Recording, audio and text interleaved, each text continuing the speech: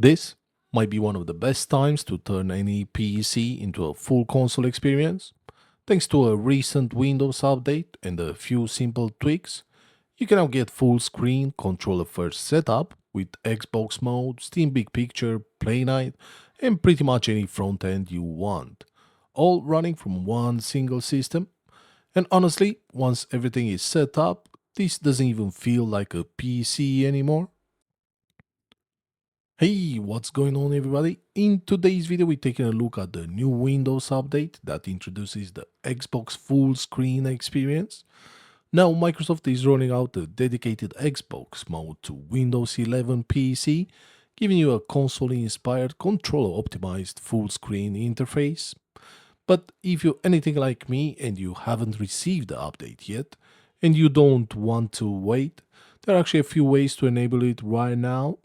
And not only that, with a simple setup, you can also choose your own front end, whether that's Steam Big Picture mode, Playnite, or any other custom launcher you prefer, and still get that full console style experience. Now for this setup, I'm using my Intel NUC mini PC, and honestly, this thing is perfect for a build like this.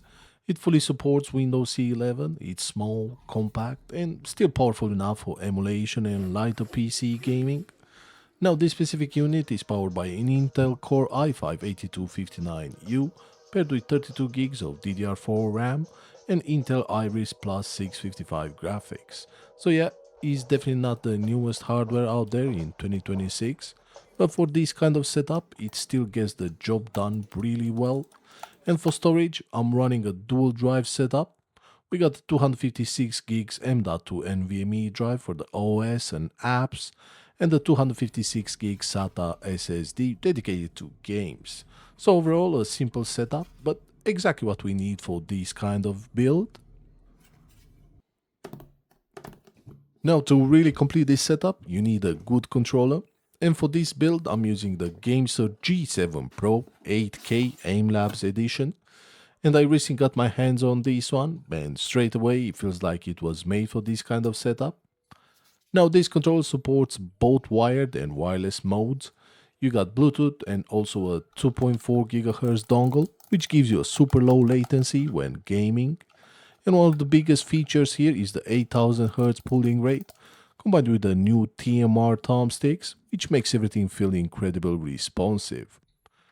Now when it comes to the battery, this one comes with a built-in 1200 mAh battery, and to go with that you also get a magnetic charging dock. You can plug the dock directly into your PC over USB, drop the controller in and it's always ready to go.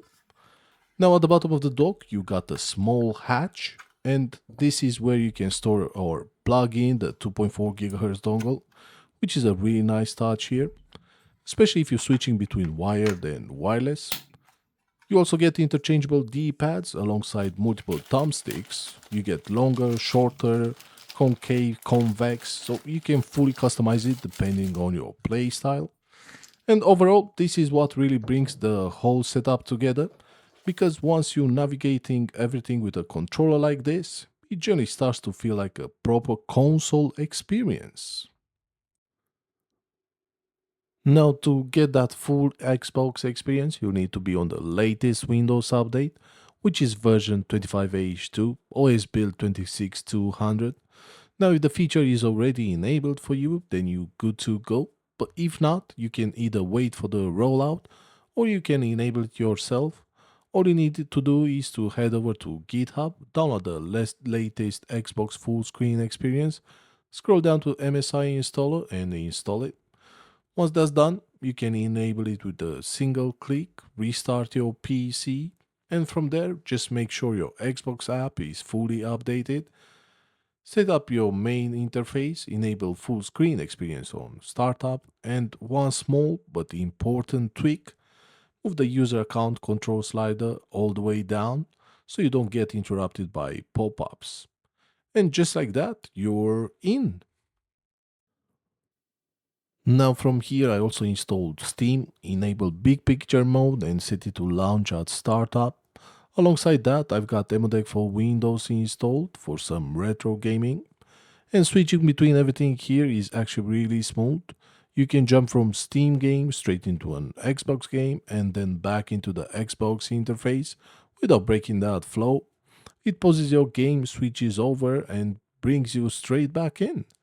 And this right here is what really starts to make this feel like a proper console experience. Now, of course, not everyone wants that full Xbox experience. A lot of people have huge Steam libraries or use Epic Games, GOG, or other launchers. And this is where things really change because now we have something called ANY FSE, which stands for any full screen experience. And this is basically lets you keep that console style interface but choose your own front end. Now, the setup is very straightforward. Just download it from GitHub, follow the install steps, and once you're inside settings, instead of selecting Xbox mode, you switch over to any FSE. From here, you can pick your front end, Steam Big Picture, Playnite, or anything else you prefer. And this is where the flexibility really comes in because now you're not locked into one ecosystem anymore. You can build this exactly how you want, whether that's PlayStation style layout, an Xbox style setup, or something completely custom. And that level of control is something you just don't get on a traditional console. Now, honestly, this is probably one of the most flexible setups you can build right now. You got Windows, you got Xbox mode, custom front ends, emulation, and everything's working together in one clean, controller friendly experience. And once it's all set up, it just works. But at the same time, this isn't perfect. Out of the box, Xbox mode still feels a bit limited.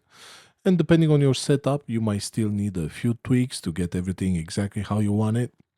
And that's where something like any FSC or even going with a full custom front end like Playnite or Steam Big Picture mode really starts to make a difference. Because now you're not just using what's given to you, you're building your own console experience exactly the way you want it. And honestly, that's the biggest advantage of doing this on a PC. You get that flexibility, you get the control, and you can keep improving it over time. Now, compared to something like Bazite, which is I show in my previous video, this approach gives you a bit more freedom, but also requires a bit more setup. So it really comes down to what do you prefer, more plug and play experience or something you can fully customize. And I'm actually curious, which one would you pick? Would you go with something like this on Windows or stick with a Linux based setup like Bazite? Do let me know down in the comments. And this is definitely something I want to keep improving, so I'll probably test a few more setups on this mini PC, maybe refine the Xbox experience even further, or even try a completely different front end. But that's going to wrap it up for this one. If you found this video helpful, do drop a like and consider subscribing. As always, thanks for watching, and I'll see you in the next one.